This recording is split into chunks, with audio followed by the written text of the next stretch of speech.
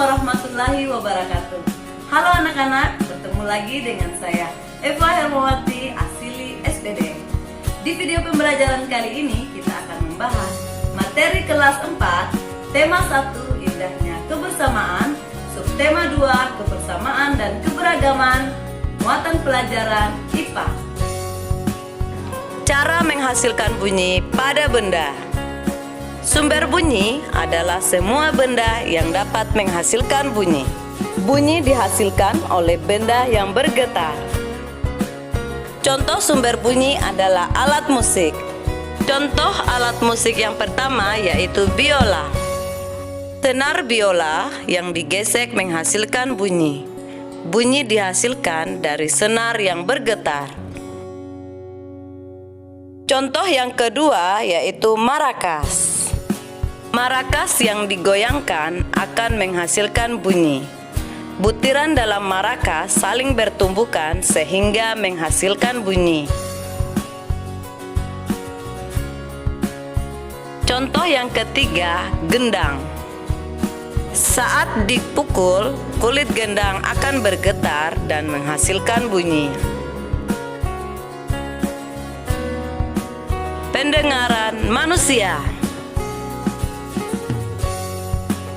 Telinga merupakan salah satu panca indera. Fungsi telinga yaitu sebagai alat pendengaran dan sebagai alat keseimbangan tubuh.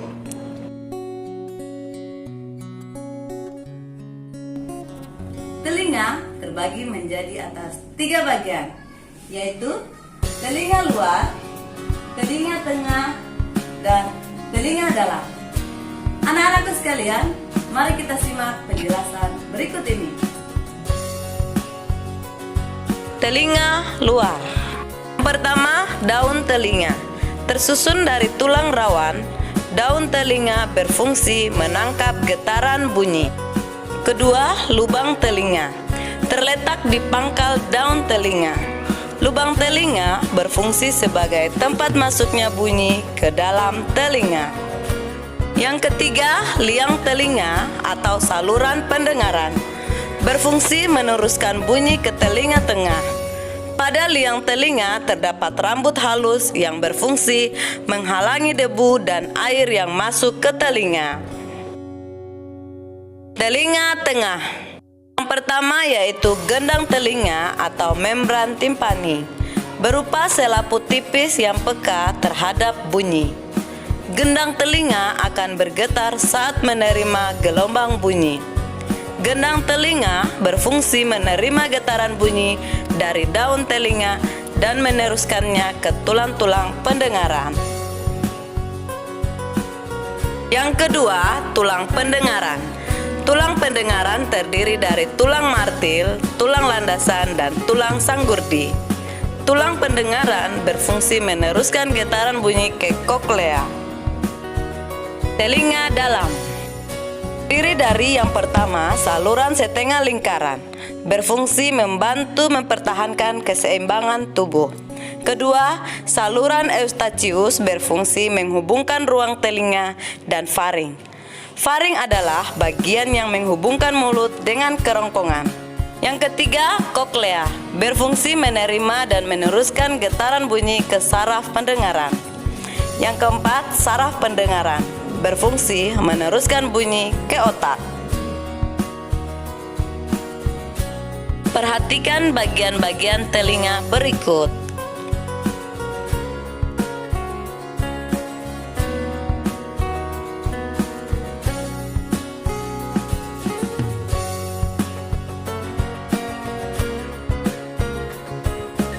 Mari kita simak proses mendengar bunyi.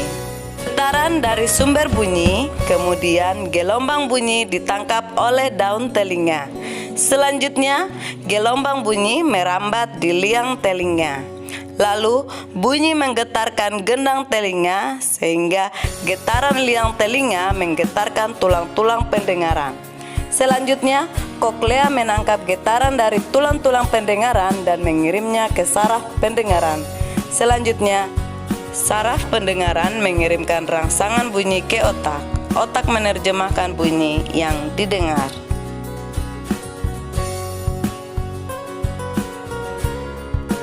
kepekaan telinga sebagai indera pendengar. Telinga manusia dapat mendengar bunyi dengan frekuensi 20-20.000 Hz. Ada orang yang dapat mendengar bunyi lemah atau pelan, dan ada orang yang dapat mendengar bunyi kuat atau keras. Indera pendengar yang baik dapat mendengar dengan jelas asal sumber bunyi dan tinggi rendahnya bunyi. Memelihara kesehatan telinga. Telinga perlu dirawat kebersihannya agar tetap sehat. Bagaimana cara merawatnya? Mari kita simak cara merawat telinga. Yang pertama, bersihkan telinga bagian luar secara teratur menggunakan kapas yang bersih. Kemudian, jangan mengorek-ngorek telinga karena dapat mendorong kotoran lebih dalam dan kotoran akan semakin menumpuk. Kotoran yang menumpuk dapat mengganggu pendengaran, mengakibatkan robeknya selaput gendang telinga. Jika kotoran telinga banyak, pergilah ke dokter THT untuk dibersihkan. Dan jika ada suara memekakkan telinga, segera tutup kedua lubang telinga agar gendang telinga tidak rusak. Demikianlah video pembelajaran kita kali ini. Semoga dapat menambah wawasan kita. Sampai jumpa di video pembelajaran berikutnya. Hidup guru, hidup PGRI, solidaritas, yes. Wabillahi taufiq wal hidayah. Wassalamualaikum warahmatullahi wabarakatuh. Bye.